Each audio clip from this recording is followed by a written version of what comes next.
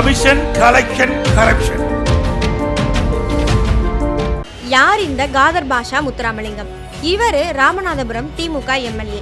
நம்ம சுடலுக்கிட்ட எப்படியாச்சும் நல்ல பேர் வாங்கணும்னு ரொம்ப நாளாவே ட்ரை பண்ணிட்டு இருந்த காதர் பாஷா கிடைச்சதுரா சான்ஸ்னு ஓரணியில் தமிழ்நாடு திட்டம் மூலமா சுடலைய இம்ப்ரெஸ் பண்ண முடிவு செஞ்சாரு. நான் தான் மற்ற எல்லாரையும் விட அதிகமா உறுப்பினர் சேர்த்துட்டேன்னு அட்ரஸ் இல்லாத எல்லா உறுப்பினர் பேரையும் சேர்த்து நம்ம சுடலைக்கு ரிப்போர்ட் அனுப்பியிருக்காரு. இதை கண்டுபிடிச்ச சுடலை தம்பி இங்க வாங்கன்னு கூப்பிட்டு நல்லா பாராட்டியிருக்காரு. நகராட்சி தலைவர் பதவி தரேன்னு சொல்லி கட்சிக்குள்ள 2 வருஷத்துக்கு மேல நிறைய ஸ்வீட் பாக்ஸுகளை கறந்துக்காராம் காதர் பாஷா. இதை நம்பி கட்சியினரும் காதர் பாஷாவுக்கு சில கோடிகள் வரை செலவு செஞ்சிருக்காங்க. அடுத்து கவுன்சிலர் சீட்டுக்கு 5 லட்சம் ரூபாய் வரைக்கும் பேரம் நடந்ததாகவும் ஒரு தகவல் இருக்கு. இந்த மாதிரி காதர் மேல பல குற்றச்சாட்டுகள் இருக்கு.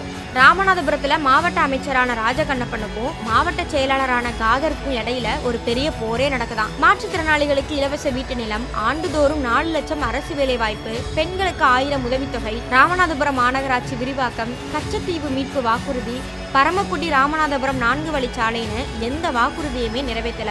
இன்னமும் நாள் ஒன்றுக்கு ஒரு நபருக்கு 40 லிட்டர் குடிநீரை கூட வழங்க முடியாத நிலையில தான் ராமநாதபுரம் இருக்கு. ராமநாதபுரத்துல வேலை வாய்ப்பு பெருசா இல்லாத காரணத்தினால கிராமப்புற பெண்கள் 100 நாள் வேலையை நம்பி இருக்காங்க. தொகுதியில இவ்வளவு பிரச்சனை இருக்கும்போது நம்ம காதர் அடுத்த ஸ்வீட் பாக்ஸ் யார்கிட்ட வாங்கலான்னு பிளான் பண்ணிட்டு இருப்பாரு. சுடலை பாபா கேங்குக்கு பொருத்தமான ஆளுதான் காதர்.